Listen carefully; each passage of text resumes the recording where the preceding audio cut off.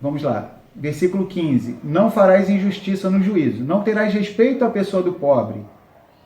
E não honrarás a pessoa do poderoso, mas com justiça julgarás o teu próximo, tá? Existe uma porção lá em Deuteronômio, tá? Chamada Shoftim, que é juízes, tá? E lá tem um versículo que é muito famoso em Israel, que diz assim: Tzedek, Tzedek, Tirdof. Justiça, justiça, perseguirás. Eles traduzem como a justiça, justiça seguirás. Só que é péssima essa tradução. No hebraico é Tzedek, Tzedek, Tirdof.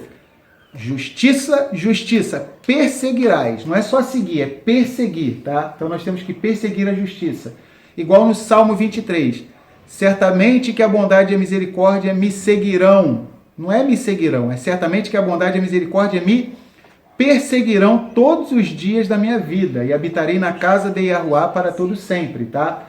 Então vamos lá. Vamos ver aqui. Quando iam ser julgados duas pessoas, tá? Os nossos comentaristas dizem que era assim que era feito, tá? Se um chegasse antes, ele não podia entrar na presença do juiz, tá? Do shofet. Por exemplo, o julgamento vai ser, vamos lá, ao meio-dia. Então um deles chegou às 11h30, tá? Ele tinha que esperar, ele não podia ir lá comparecer na presença do juiz. Ele tinha que esperar até meio-dia. Os dois tinham que entrar juntos, tá? Tanto faz se fosse o pobre ou o rico. Outra cláusula, tá? Que os nossos sábios dizem. O pobre, geralmente, ele se veste o quê? De uma maneira mais simples. E o rico, com uma maneira esplendorosa. Então, os nossos sábios comentam que o procedimento em Israel era o seguinte. Eles usavam uma mesma roupa. Então, já tinha uma roupa lá própria. Tanto o pobre quanto o rico, tá? Eles usavam a mesma roupa. Tinham que entrar juntos, tá? Porque se entrasse um primeiro, o juiz já poderia ficar com pena dele por causa daquela história, tá? E olha que coisa interessante que a Torá fala. Não farás injustiça no juízo, não terás respeito à pessoa do pobre e não honrarás a pessoa do poderoso, mas com justiça julgarás teu próximo. Se o juiz fosse muito humanitário, vamos dizer assim, além da conta, né? E fosse uma pessoa emotiva, e vamos dizer assim, ele poderia ser tendencioso para com o pobre. E o pobre, mesmo estando errado, ele poderia querer dar a causa ganha para o pobre. E se o juiz fosse interesseiro, ele poderia querer ficar a favor do rico, com o interesse de receber uma peita, um suborno do rico, tá bom? Então, por isso que tinha todo esse cuidado, tá? Então, eles tinham que entrar juntos com a mesma roupa. Claro que muitas vezes o pobre, ele tem até a maneira de falar, de se comportar diferente do rico, às vezes até o jeito de falar. É claro que os juízes acabavam percebendo quem era de fato o rico e quem era o pobre ali naquela história. Tá?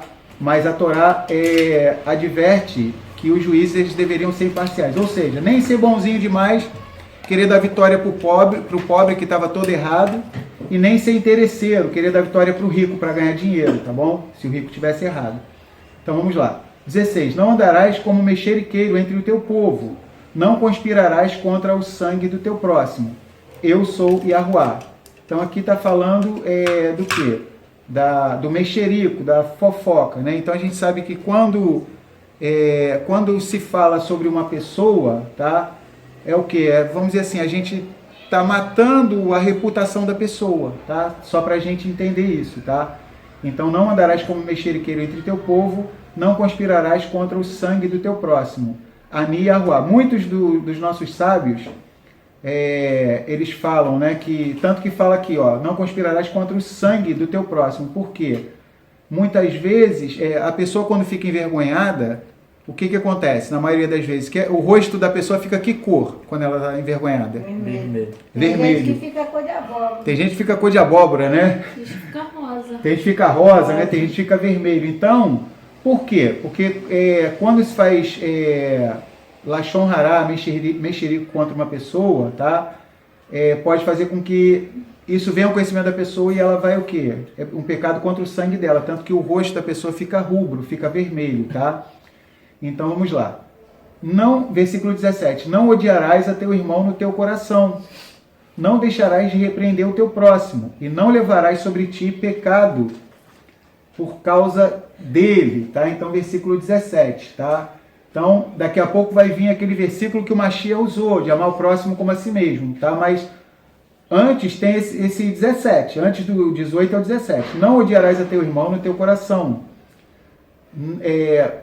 Não deixarás de repreender o teu próximo. E não levarás sobre ti pecado por causa dele, tá? Então, Moshe, por exemplo, ele deu davar e torrerá, corria, ou seja, exortar. Então, Moshe, ele deu ao nosso povo o quê? Davar e torrerá. Ele deu palavra e correção, tá? Torrerá. Então, lá em Israel se fala que Moshe deu davar e torrerá. Davar é palavra, torrerá é correção. Então, nós devemos corrigir os nossos irmãos, tá? Corrigir o irmão, a irmã. Agora, corrigir é o quê? Com Ahavá. Então a gente tem que saber o jeito de corrigir a pessoa, né? Ou seja, encontrando o jeito correto para se corrigir a pessoa, a gente não só pode, como deve estar corrigindo a pessoa, tá bom? Então vamos lá. Então diz assim: não odiarás a teu irmão no teu coração, não deixarás de repreender o teu próximo, e não levarás sobre ti pecado por causa dele. Ou seja, podemos e devemos exortar, tá? Que a palavra torrerá, tá? O nosso próximo, até para ajudar ele, tá? Em Provérbios, Mishlei diz assim: leais são as feridas causadas por um amigo, mas os beijos de um inimigo são enganosos. E Provérbios também diz: melhor é a repreensão aberta do que o amor encoberto, tá? E o Roberto Carlos, né?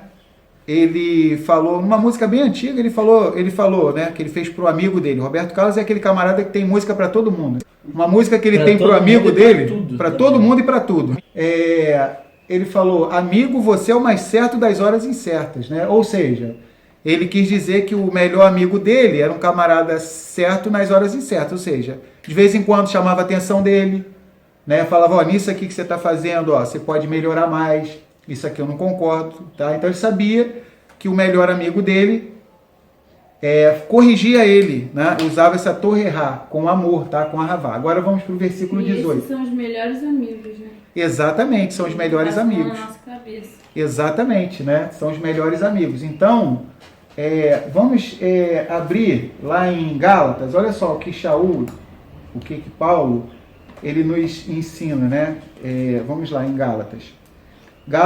Galatim, capítulo 6, a partir do versículo 1, diz assim: irmãos, se algum homem chegar a ser surpreendido em alguma ofensa, vós que sois espirituais, encaminhai o tal com espírito de mansidão. Olha que coisa interessante, mansidão, tá?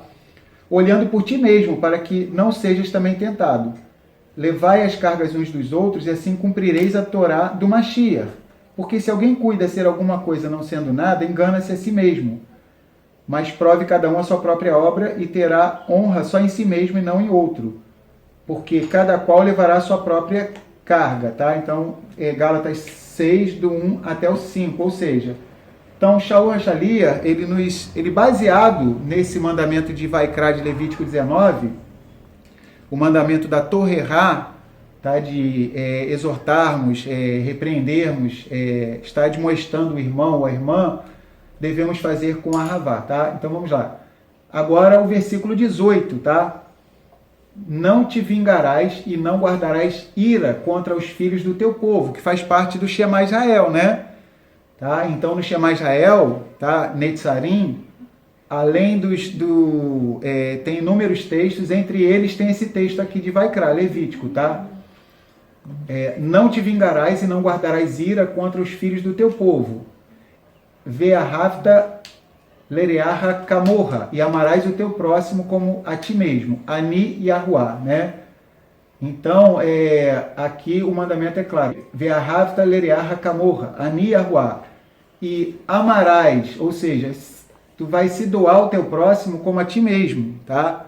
Ani e Ahuá. Então, a concepção de amor muitas vezes está ligada, inclusive, até a gente está ajudando alguma pessoa que está trilhando um caminho errado e a gente exercer sobre ela a torrerá, a correção, tá bom? Então, de novo, não te vingarás e não guardarás ira contra os filhos do teu povo, e amarás o teu próximo como a ti mesmo. Ani Yahuá. Agora, muitas pessoas, tá? Precisam entender um conceito interessante. A Torá fala, você tem que amar o teu próximo como a ti mesmo, tá? Não é para você amar o próximo mais do que a você mesmo, tá bom? Amar o próximo como a ti mesmo. Tem gente que não se ama, tá? E se a pessoa não se amar, ela não vai conseguir amar o próximo dela, tá? Porque a Torá fala, ama o próximo como a ti mesmo. Aí a pessoa não se ama, como é que ela vai amar o próximo, tá? Pode falar. Esse negócio de saber corrigir da maneira certa, tem aquele caso de Davi também, né? Que Natan, né? É isso, ele fala. Ah, legal. Exatamente, muito show, né? Ele corrige o rei Davi, né? O Davi aqui, né? O nosso Davi aqui, né? Presente na Paraxá, né? O nosso David, né?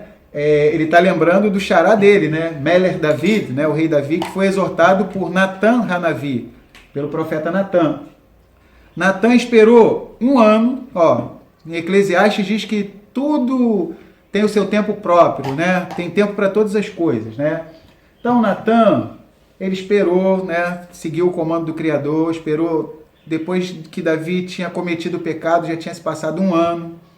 A Batsheva já não era mais, vamos dizer assim, não causava nele aquele frenesi, como foi no começo. Então, já era algo normal da vida cotidiana do rei Davi, o contato com a Batsheva, né? Então, Natan esperou um ano.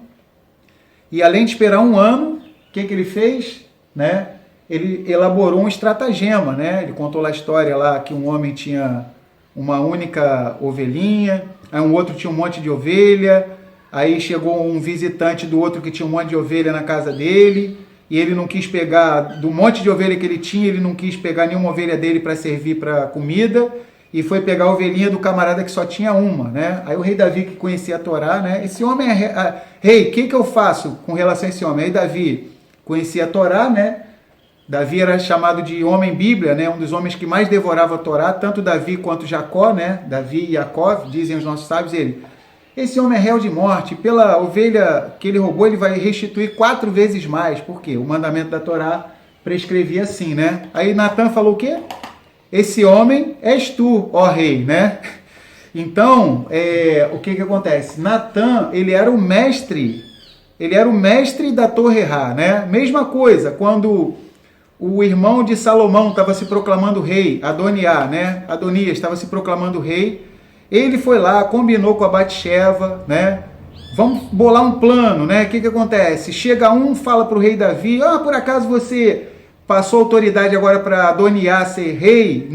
Tu não tinha dito que era Shilomô? Quando um estiver falando, chega o outro, ou seja, para causar um impacto. Então, Natan, ele era mestre pós-graduado, né? O profeta Natan, na Torre Ra, né? Na exortação. Ele sabia o momento certo, e não só o momento certo, mas ele tinha uma estratégia que se tornava impossível a pessoa não se arrepender, tá? Então vamos lá.